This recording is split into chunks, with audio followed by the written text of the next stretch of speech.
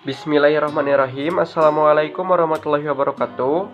Sebelumnya izin perkenalkan, nama saya Jidana Segara, NPM 19060066. Di sini saya akan memaparkan hasil discovery learning saya mengenai topik 9 yang membahas mengenai case based reasoning atau CBR. Di sini saya mencari beberapa materi mengenai pengertian CBR, pengertian tingkat kemiripan, serta pembangunan sistem pakar menggunakan metode CBR. Kita langsung saja ke pembahasan, yaitu untuk pembahasan yang pertama ada pengertian dari CBR. CBR atau Case Based Reasoning adalah sebuah bentuk metode yang akan digunakan dalam melakukan sebuah perancangan sistem pakar dengan melakukan pengambilan sebuah keputusan dari kasus baru yang dijalankan sesuai dengan berdasarkan solusi dari kasus sebelumnya.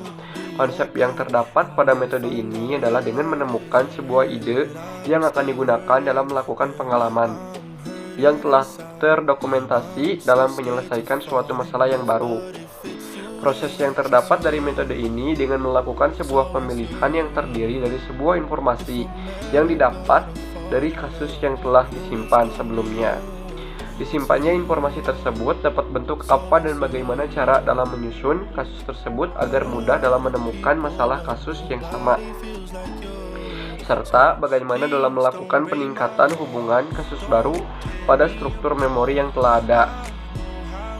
Banyak di antara kalangan decision maker menggunakan sebuah pengalaman dari masalah solving terdahulu dalam menyelesaikan suatu masalah yang dihadapi.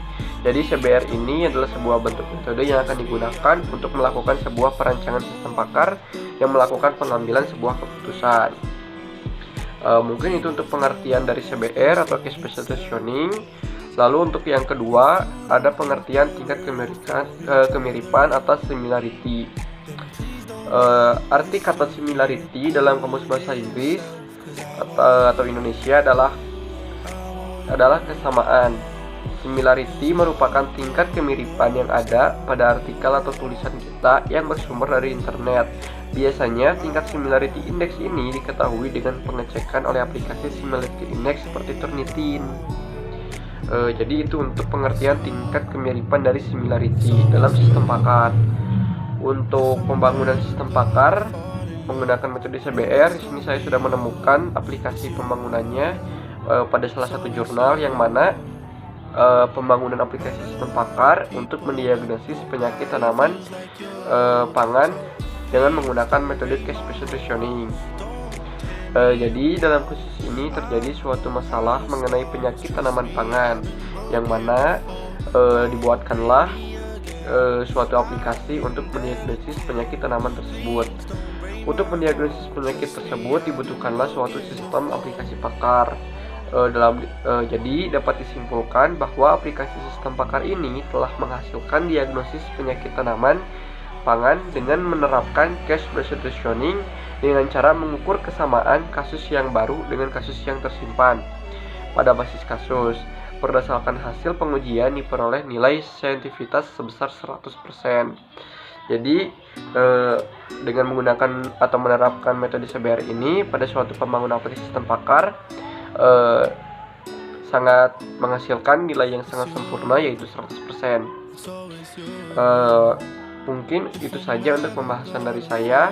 Untuk hasil discovery learning saya pada penerapan pada metode CBR ini cukup mudah dan sangat banyak materinya dari internet maupun jurnal. Jadi sangat banyak dan tidak terbatas. Bisa diakses dimanapun dan kapanpun. Bisa dari video tutorial, dari jurnal bahasa Inggris atau bahasa Indonesia, atau bahkan dari internet, artikel-artikel website. Mungkin itu saja pembahasan dari saya mengenai topik 9 tentang Case Based Reasoning. Saya tutup. Mohon maaf bila ada kesalahan dan kekurangan dalam pembahasan. Wabillahi taufiq wal hidayah. Wassalamualaikum warahmatullahi wabarakatuh.